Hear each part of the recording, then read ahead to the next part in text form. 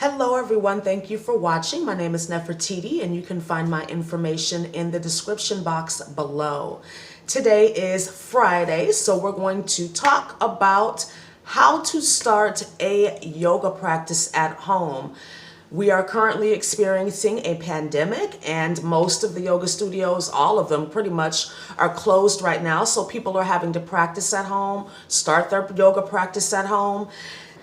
I started doing yoga as an augment or cross training to my running and my weightlifting. I used to be a competitive bodybuilder and I just needed something for recovery, and I thought yoga would be great for that.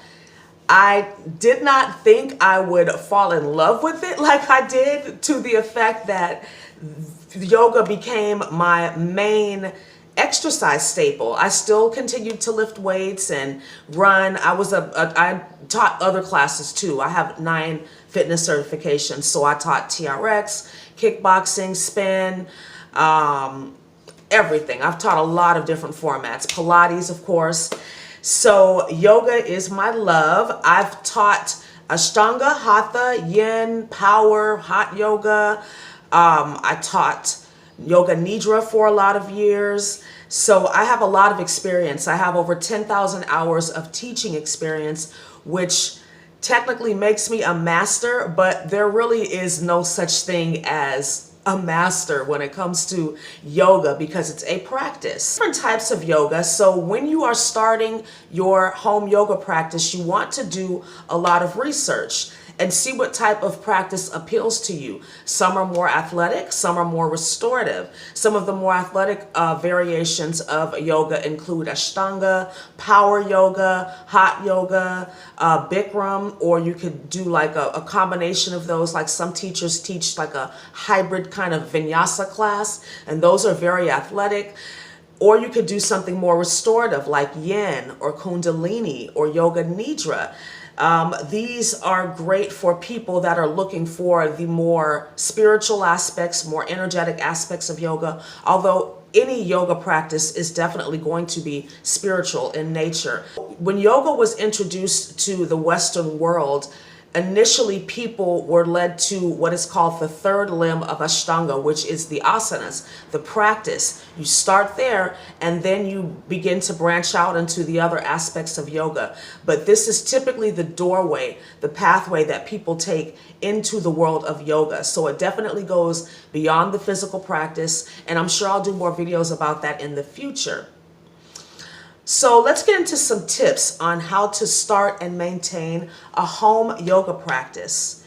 As I mentioned, you want to do some research, watch some videos, do some reading, figure out which style of yoga appeals to you, and then choose a sequence that you can practice consistently, preferably every day. You want to dedicate at least 15 minutes to your home yoga practice in the beginning, but then you want to expand it. I personally practice for a couple of hours a day, as do some other practitioners, but that is not necessary. It just all depends on what your goals are. But 15 minutes, 20 minutes a day, I feel like is a reasonable amount of time that anyone can set aside to practice. You do a lot of things that you don't need to do for longer than that. Yoga is best done in the morning on an empty stomach because it's very detoxing in nature with all of the twisting and the breathing, but you do it when you can. Some people can't practice until the afternoon. I personally practice about mid-morning. Because I practice intermittent fasting too. So I don't actually eat my first meal until about lunchtime. So I'm on an empty stomach in the morning to do my yoga and my cardio.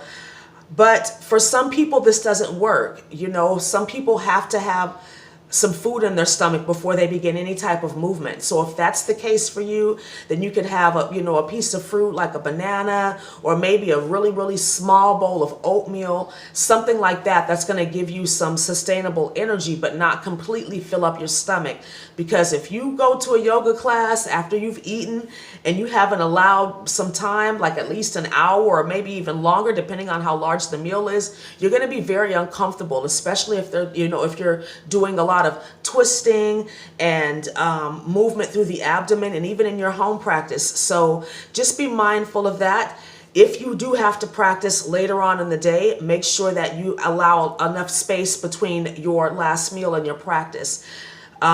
Most texts say at least 3 hours, but again, depending on the size of the meal, it could be about an hour, hour and a half. And if you know that you are going to practice later on in the day, maybe have just a snack or something as opposed to a meal, and then have your meal after your practice. But if you can get up in the morning and do it, that's the best. 15 minutes, just roll out of bed, get on that mat.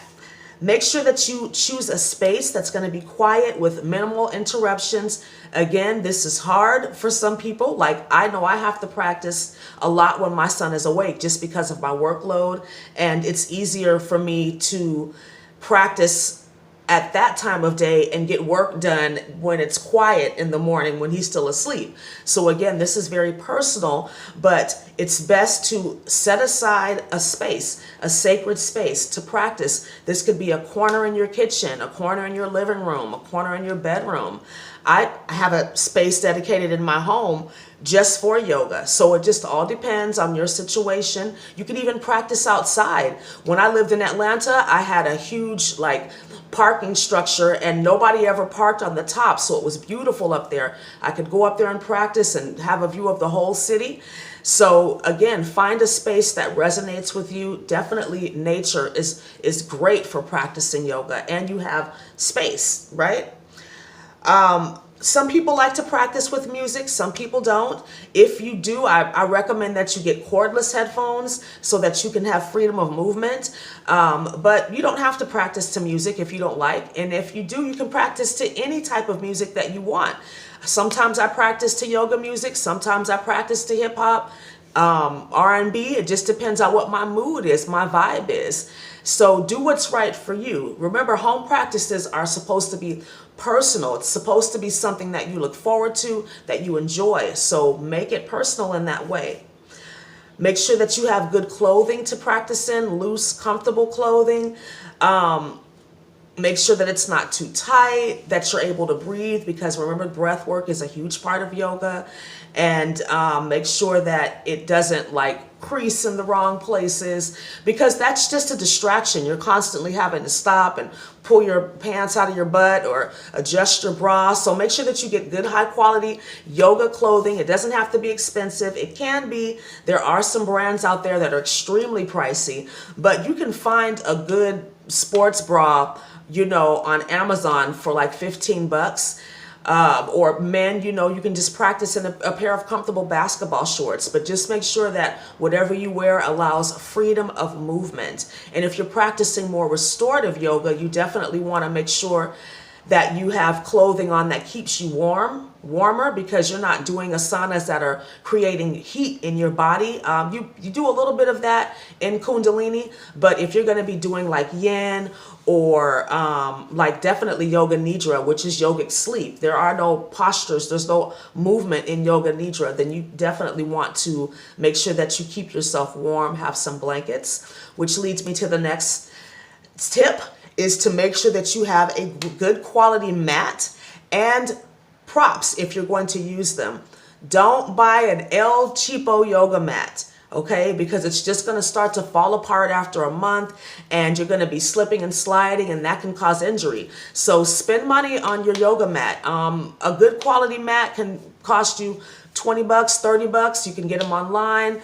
There are some more pricier mats. Like, I have some mats that are $100, but I know they're going to last me forever. I know that I'm going to be able to practice safely on them because it's good material. My hands and my feet are not going to be sliding when I start sweating. So take that into consideration. Blocks and straps, if you're definitely aspiring to do more challenging postures like an Ashtanga or Hatha or power, then you might need to use straps and blocks. So decide if that is appropriate for you. I didn't use props for a long time. When I got certified to teach years ago, my teacher didn't like props. They were forbidden in our class. He was very old school, but I do use props now in my practice. So you decide what's right for you. Also, make sure that your practice includes a warm-up and a cool-down. So yoga is, there's a lot of stretching, and you want to make sure that your muscles are warm. So you might need to do a little bit of cardio or some kind of workout before your yoga practice. I personally will do like a little HIIT session, maybe 10 minutes, just to get my blood flowing and pumping. But this could be something as simple as doing a few squats, push-ups, maybe some twisting, just to get some blood flow into the muscles so that you're not stretching them cold. But also make sure that your practice includes a warm-up and a cool-down.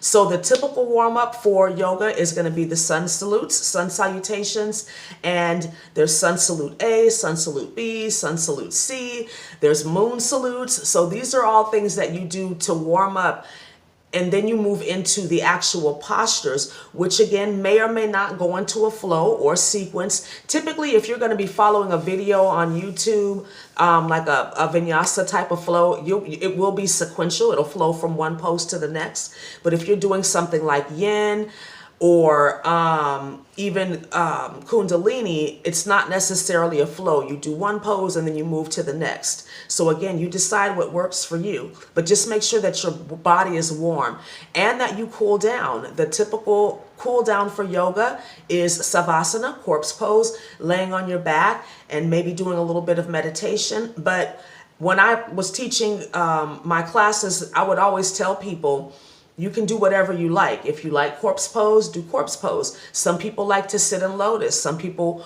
wanted to sit in some other pose that they felt was relaxing for them. So do what's right for you.